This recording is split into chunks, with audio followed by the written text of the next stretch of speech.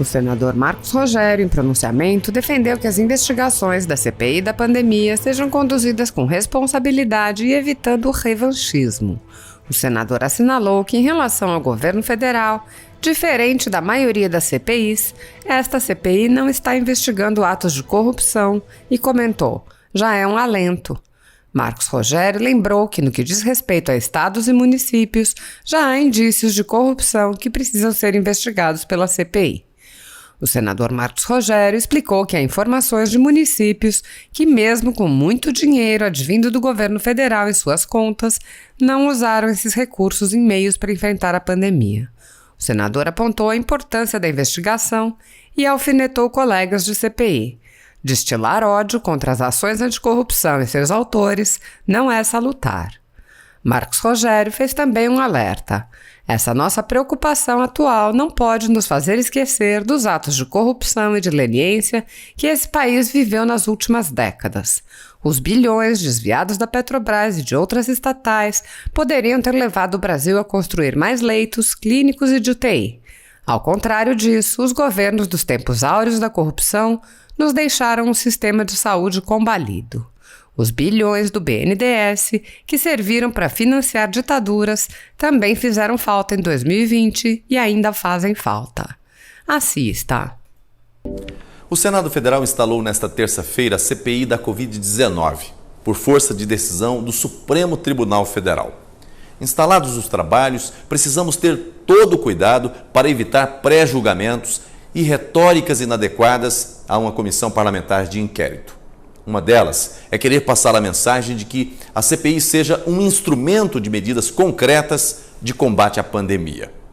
Para contribuir com o enfrentamento da Covid-19, o Senado já tem comissão específica em funcionamento, além das muitas iniciativas individuais e da própria presidência da Casa, que tem capitaneado ações importantíssimas em cooperação com o governo federal.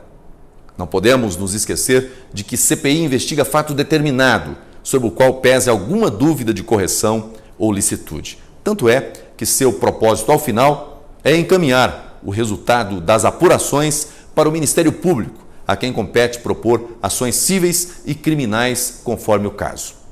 Em relação ao Planalto ou ao Ministério da Saúde, esta CPI, diferentemente da maioria, não está investigando atos de corrupção. Já é um alento saber que a primeira e única CPI que mira o Planalto nesse governo não foi motivada por denúncias de corrupção, como a sociedade brasileira já viu tantas vezes em outros governos.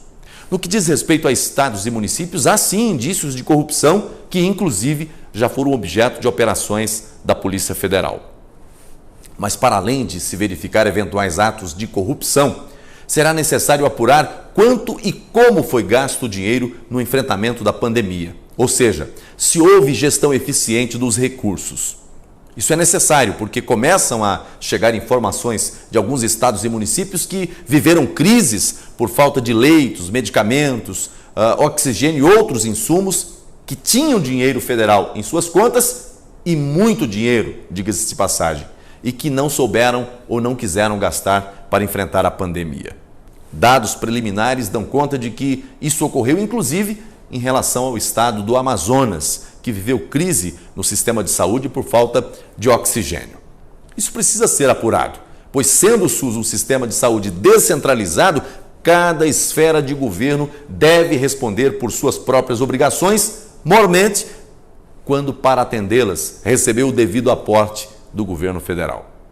No mais, espera-se que a CPI sirva como um instrumento sério e equilibrado, que contribua para o combate à corrupção e que não seja palco de revanche a esse importante processo que o Brasil tem vivido nos últimos anos, simbolizado especialmente pela Operação Lava Jato. Não podemos inverter os valores. Somos e devemos ser defensores ardorosos de investigações e punições sérias, justas e equilibradas, que não sacrifiquem os direitos e garantias fundamentais. Por outro lado, não podemos negar a importância das ações públicas, dos aparelhos de investigação e dos órgãos do judiciário. Destilar ódio contra as ações anticorrupção e seus autores não é salutar. Até porque foi justamente o combate à corrupção, especialmente através da Lava Jato, que evitou que o Brasil vivesse uma crise econômica ainda maior.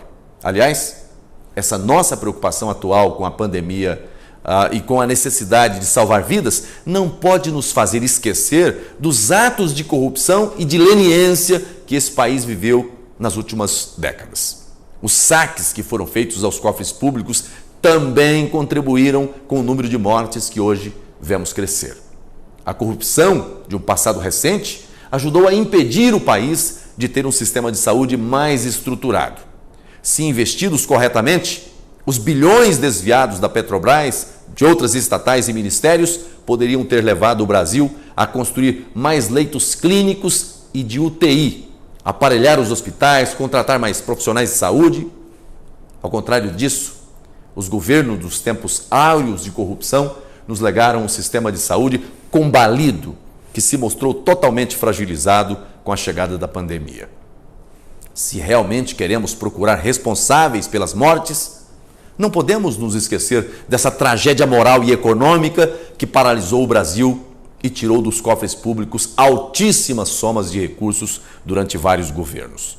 Os bilhões do BNDES, que serviram para financiar ditaduras ao redor do globo, também fizeram falta em 2020, quando a pandemia chegou, e ainda fazem falta.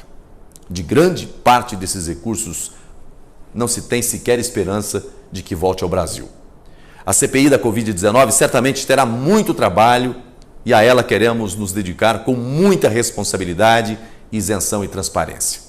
Uma investigação séria, inteligente, ampla, pelo bem do Brasil. Muito obrigado. Eu estou acompanhando os debates que estão acontecendo lá em Brasília também, porque agora está tendo uma espécie de uma... Como teve muita resistência ao projeto do senador Alessandro Vieira, eles montaram na Câmara uma espécie de uma mesa redonda, segundas, quartas e sextas eles fazem um debate.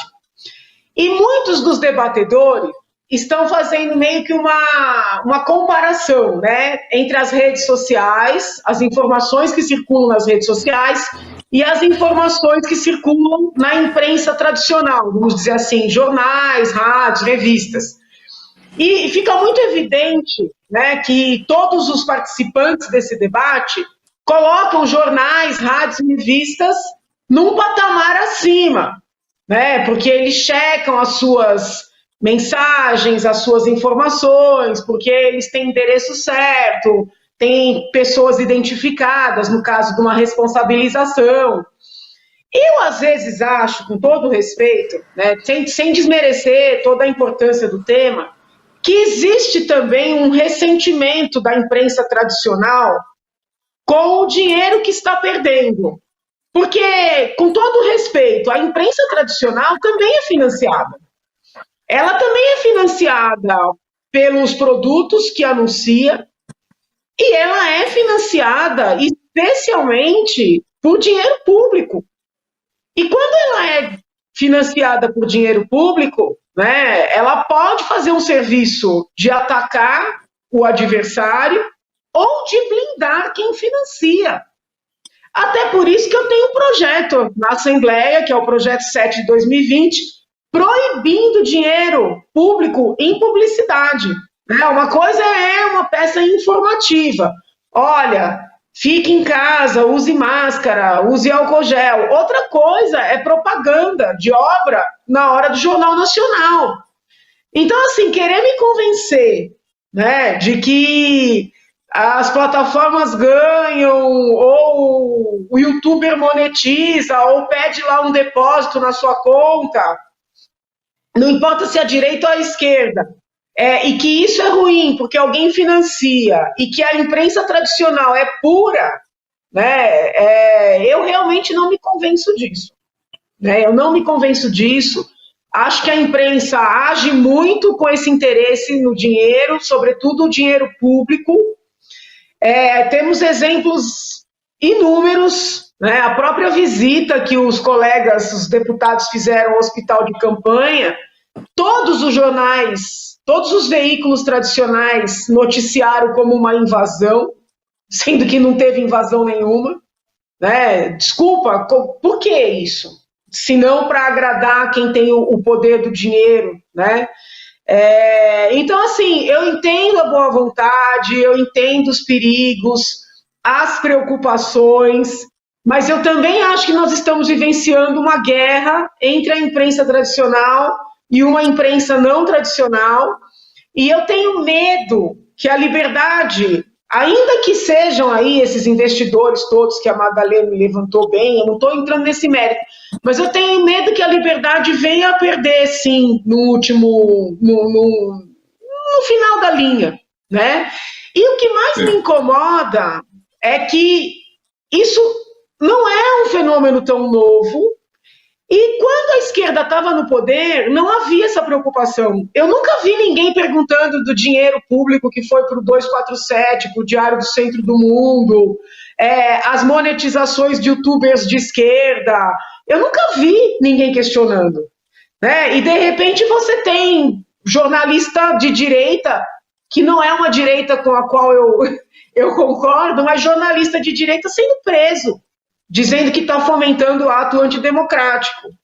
Então, assim, eu não consigo, por enquanto, deixar de enxergar algo ideológico e também comercial nesse movimento de guerra, vamos dizer assim, ao que se convencionou chamar de fake news, sabe? Eu não consigo deixar de ver.